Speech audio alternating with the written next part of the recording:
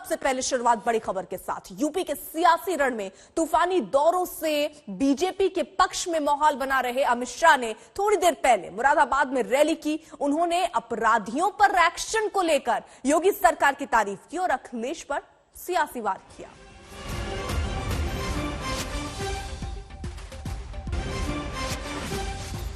उन्होंने कहा कि यूपी में पलायन कराने वालों का पलायन हुआ है। अमित शाह ने सीधे निशाने पर अखिलेश को लिया। यूपी की जनता अखिलेश से जवाब मांगती है। क्या कुछ कहा अमित शाह ने, सुनिए।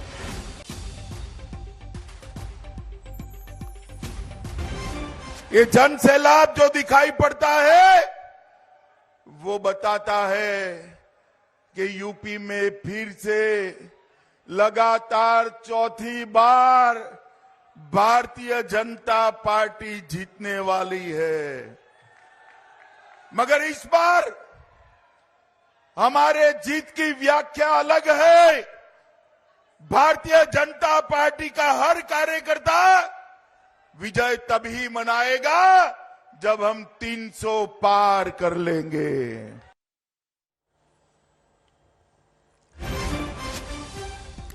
तो मुरादाबाद की रैली में खूब गरजे अमित शाह। उन्होंने कहा कि यूपी में पलायन करने वालों का पलायन हुआ है। साथ ही साथ अखिलेश यादव पर कई बौछारें उन्होंने की। उन्होंने कहा कि यूपी की जनता अखिलेश से अब जवाब मांगती है कि उनके शासनकाल में क्या मिला जनता को। योगी सरकार ने अपराधियों का सफाया किया है और आगे भी उनकी सरकार विकास और अपराधियों पर निशाना साधती रहेगी और विकास के काम करती रहेगी। वहीं अखिलेश यादव को उन्होंने निशाने पर लिया कि जो बातें वो करते हैं वो सिर्फ किताबी है।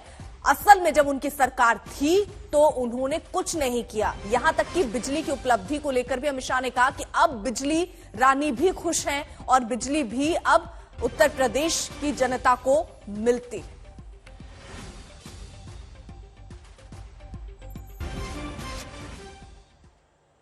तो यूपी के सियासी रण में एक बार फिर मथुरा का मंदिर भी गूंज रहा है। मुख्यमंत्री योगी आदित्यनाथ अमरोहा में उन्होंने कहा कि अयोध्या में भगवान राम का भव्य मंदिर बन रहा है, काशी में भगवान शिव का भव्य धाम बन रहा है। ऐसे में मथुरा वृंदावन कैसे छूट जाएगा। इस पर समाजवादी की तरफ से सधी हुई प्रतिक्रिया आई। एसपी ने कहा कि मंदिर विकास ठीक है लेकिन बेरोजगारी की अनदेखी क्यों हो। हमने कहा था अयोध्या में प्रभु राम का भव्य मंदिर निर्माण का कार्य प्रारंभ कराएंगे। मोदी जी ने कार्य प्रारंभ करा दिया है ना, खुश हैं? अयोध्या में राम मंदिर बनने से खुश हैं सभी लोग। और अभी काशी में भगवान विश्वनाथ का धाम भी भव्य रूप से बन रहा है, आपने देख लिया ना। और फिर मथुरा वृंदावन कैसे छूट जाएगा।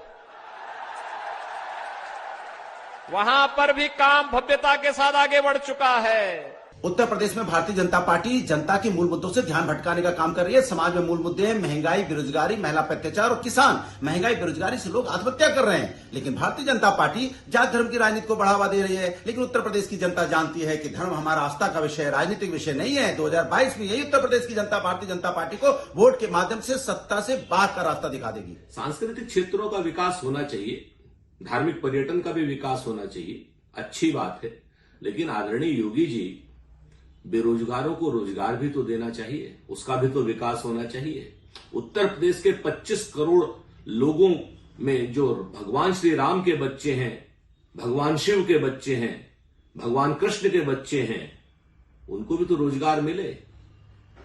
भगवान राम के बच्चे किसानों को उनकी फसल का उचित मूल्य भी तो मिले, उनको खाद भी तो मिले, खाद की लाइनों में उनको आत्महत्या न करनी पड़े, इसकी भी तो व्यवस्था आप कीजिए, इसका भी तो विकास कीजिए।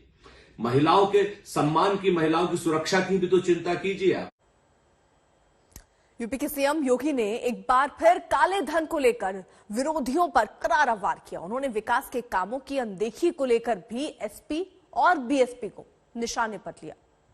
मैं आज पूछना चाहता हूं, सरकार तो वही है, चेहरे बदले।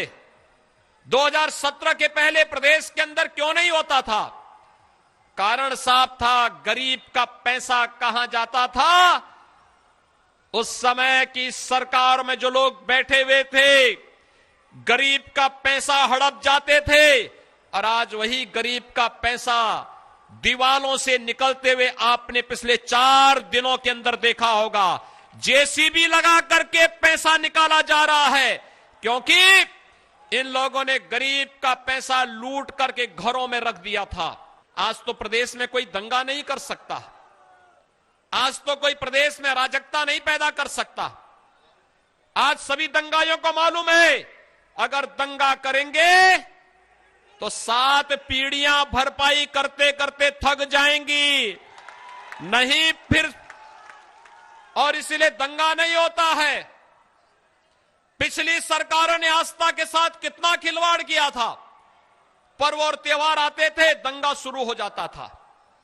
पिछली सरकारों के समय में जन्माष्टमी हो, रामनवमी हो, दीपावली हो, विजयादशमी हो, कोई पर्व और त्योहार आता था, दंगे शुरू हो जाते थे। लेकिन आज तो दंगे नहीं हो रहे हैं, आज तो खुशहाली है, शांति और सौहार्दपूर्ण माहौल में पर्व और त्योहार मनाए जा रहे हैं।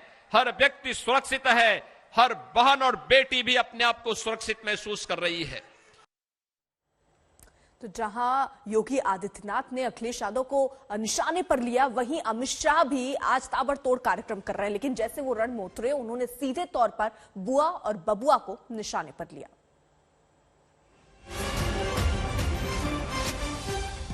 ये बुआ बबुआ 15 साल राज करे, 15 साल क्या हालत करा था हमारा पश्चिमी उत्तर प्रदेश का। यहां से लोग पलायन होने लगे थे। बाबू हुक्मदेव सिंह को यहां से पलायन के विरोध में आंदोलन करना पड़ा था या नहीं करना पड़ा था? जोर से बोलिए, करना पड़ा था या नहीं करना पड़ा था?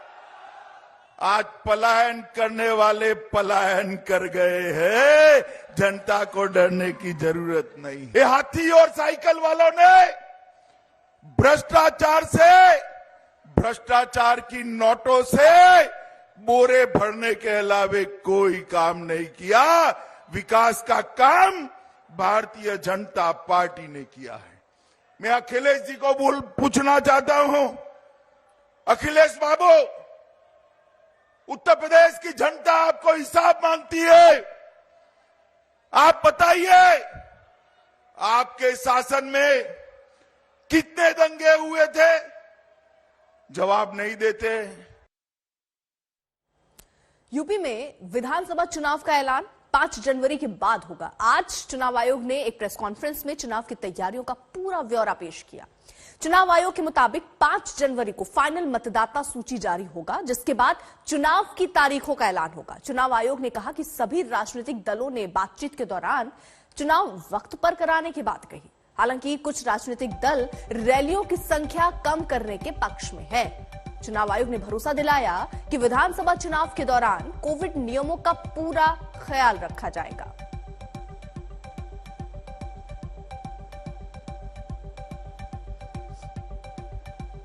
जो राजनीतिक दलों ने जो विभिन्न बिंदु उठाए गए थे, उसके बारे में बताना चाहूंगा कि सभी राजनीतिक दलों के प्रतिनिधियों ने ये हम लोगों को बताया कि कोविड प्रोटोकॉल का पालन करते हुए समय पर चुनाव होने चाहिए।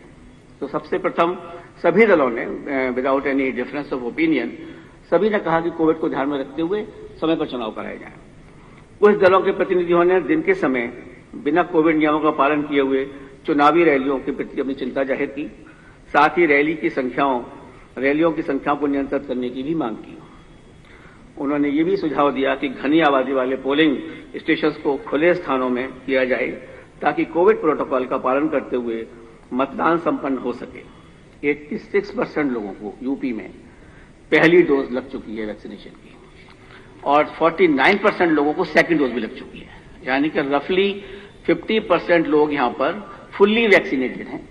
और ये भी हमें आश्वासन दिया गया है कि 15-20 दिन के अंतर्गत सभी एलिजिबल लोगों को और जो यहां पर अवेलेबल हैं उनको पहली डोज सबको लग जाएगी। हम लोगों ने आदेश दिए हैं कि इसको फौरन ही कार्यवाही की जाए और इस वैक्सीनेशन को बढ़ाया जाए, जिससे कि जल्दी से जल्द एटलीस्ट 100% लोग should be absolutely with A first dose and all eligible should be given the second dose also. उधर दिल्ली में बेतहाशा कोरोना के केस बढ़ रहे हैं, उनमें भी ओमिक्रॉन के केस ज्यादा है।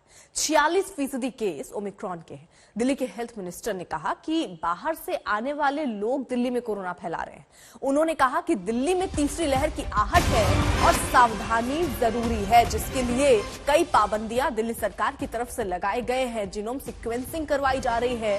लेकिन इसी के साथ साथ अरविंद केजरीवाल भी सामने आए। उन्होंने कहा कि अगर बाजारों में भीड़ ऐसे रहती रही तो बाजार भी बंद करने होंगे। इसमें चिंता का विषय यह है कि ओमिक्रॉन का खतरा इस वक्त सबसे ज्यादा कहीं दिख रहा है किसी शहर में, तो वो दिल्ली है।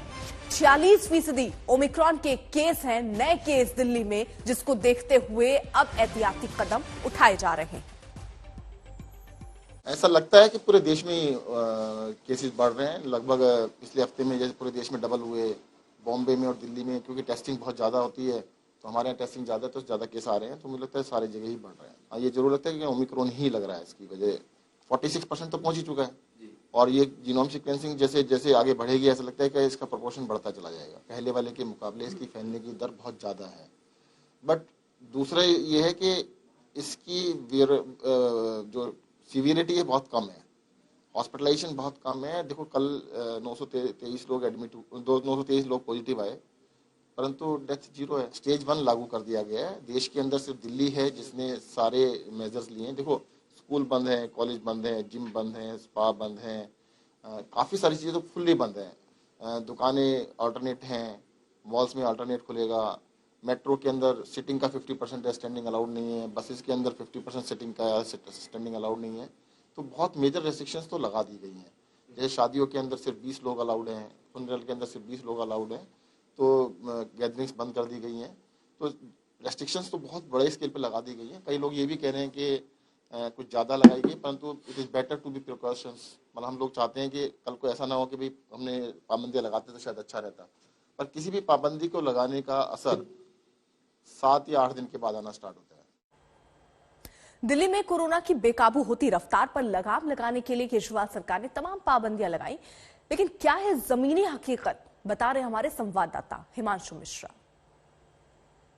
इस वक्त हम मौजूद हैं कनॉट प्लेस इलाके में। यहाँ पर मेट्रो स्टेशन है सामने, जहाँ पर आप देख रहे हैं लोग बाहर आ रहे हैं। दरअसल ये इस गेट से सिर्फ एग्जिट है, एंट्री चूंकि अब अंदर काफी सीमित कर दी गई है, लोगों की संख्या सिर्फ सिटिंग वो भी एक सीट छोड़ करके। तो आप देखिए इस गेट से सिर्फ एग्जिट है। गेट नंबर 7 और गेट नंबर 5 जो ए और एफ ब्लॉक के हैं वहीं से सिर्फ एंट्री होगी। ये इसलिए किया जा रहा है ताकि लोगों की भीड़ को नियंत्रित किया जा सके। आप देखिए सुबह का वक्त है, यहाँ पर अच्छी खासी संख्या में लोगों की भीड़ मौजूद है, लेकिन जिस तरीके से बीच में देखने में आया था कि लोग मास्क को उतार दिए हैं, लेकिन अब एक बार फिर से लोग रिस्ट्रिक्शंस का पालन करना शुरू कर चुके हैं। कैमरामैन अभिषेक भाई के साथ हिमांशु मिश्रा, दिल्ली आज तक। तो दिल्ली से जयपुर तक कोरोना की दहशत है। राजस्थान में भी कोविड मरीजों की संख्या में तेजी से इजाफा हो रहा है। राजस्थान सरकार ने नए साल पर कुछ नई गाइडलाइंस जारी की हैं। ज्यादा जानकारी दे रहे हैं हमारे संवाददाता शरद। राजस्थान में 6 महीने बाद कोरोना का विस्फोट हुआ है। कोरोना के एक्टिव केसेस 400 से ज्यादा हो चुके हैं। राजस्थान में टूरिस्टों का भी विस्फोट हुआ है। अकेले दिसंबर में 5 लाख टूरिस्ट राजस्थान में आए हैं और जिस तरह से रोजाना नए रिकॉर्ड बन रहे हैं, जयपुर में तो 88 मामले कल ही आए हैं। पिछले 2-3 दिनों से लगातार मामले बढ़ते ही जा रहे हैं। हालांकि राजस्थान सरकार ने रात को गाइडलाइन जारी किया है जिसमें यह ध्यान रखा गया है कि नए साल के जश्न में कोई खलल ना आए, क्योंकि एनसीआर, दिल्ली, हरियाणा, उत्तर प्रदेश में नए साल के जश्न मनाने पर पाबंदी लगने की वजह से बड़ी संख्या में टूरिस्ट आए हुए हैं। इसलिए रात 1 बजे तक नाइट कर्फ्यू में ढील दी गई है नए साल का जश्न मनाने के लिए। उसके बाद 1 जनवरी से सारी पाबंदियां लागू की जाएगी। हालांकि अच्छी बात है कि हॉस्पिटलाइजेशन पहले की तुलना में नहीं हो रहा है, लेकिन फिर भी सावधानी बरतनी बहुत जरूरी है। शरद कुमार, जयपुर आज तक। सभी राज्य सरकारें अपने अपने स्तर पर तीसरी लहर की तैयारियों में जुटी हैं। दिल्ली सरकार ने छोटे बच्चों के लिए एक स्पेशल आइसोलेशन सेंटर तैयार किया है, जिसका आज तक की टीम ने जायजा लिया। इस वक्त हम मौजूद हैं यमुना स्पोर्ट्स कॉम्प्लेक्स के भीतर और यहाँ पर हम आपको ऐसा आइसोलेशन सेंटर दिखाने जा रहे हैं जहाँ खास तौर से छोटे बच्चों के इलाज का इंतजाम किया गया है। सामने आप तस्वीर देखिए, ऐसा लगेगा आपको कि आप किसी क्लासरूम में आ गए हैं, लेकिन ये क्लासरूम नहीं है, ये आइसोलेशन सेंटर है। अगर बच्चों को जो बीमार हैं, जिनको यहाँ पर आइसोलेशन में रहना पड़े, तो उनका जो मानसिक एक जो हमने नोटिस किया है कि बच्चे बहुत जल्दी हताश हो जाते हैं। वो ज्यादा बीमार नहीं भी हैं, तब भी उनको एक जगह पर रखना अपने आप में एक बहुत बड़ा चैलेंज है। तो बच्चे यहाँ पर जो गंभीर रूप से बीमार नहीं है, जिनको आइसोलेशन करने की जरूरत है ताकि वो दूसरे लोगों को संक्रमित ना करें, उनको एक ऐसा एनवायरनमेंट दिया जा सके कि उनको ये लगे कि वो प्लेग्राउंड में ही है। सेंटर के भीतर अब तक सिंगल बेड दिखा होगा, लेकिन यहाँ पर 2 बेड हमें एक साथ नजर आ रहे हैं। इसका मकसद क्या है ये बताने के लिए यहाँ पर जो तमाम व्यवस्था की है डॉक्टर्स फॉर यू ने, उसके चेयरमैन डॉक्टर रजत जैन हमारे साथ हैं। ये बताइए डॉक्टर साहब कि क्या मकसद है और किस तरह की तैयारियां यहाँ पर? देखिए, एक चीज़ जो हमने नोटिस की अपने एक्सपीरियंस के साथ कि अगर किसी बच्चे को एडमिट करने की ज़रूरत पड़ती है या किसी ऐसी मदर को एडमिट करने की ज़रूरत पड़ती है जिसके साथ एक छोटा बच्चा है जो घर पे नहीं रह सकता, तो एक सिंगल बेड पर उसको रखना थोड़ा सा प्रॉब्लमेटिक हो जाता है। और क्योंकि ये डॉर्मेटरी काइंड ऑफ फैसिलिटीज़ हैं, इंडिपेंडेंट बेड्स नहीं है, तो हमने ये डबल बेड की फैसिलिटी बनाई है ताकि अगर 2 मतलब मदर और बच्चे को भी यहाँ पर एक साथ एडमिट करना पड़े तो उसके पास कम से कम एक इतनी जगह हो कि वो कंफर्टेबली यहाँ पर बैठ सके, रात को सोना की जरूरत पड़े तो सो भी सके।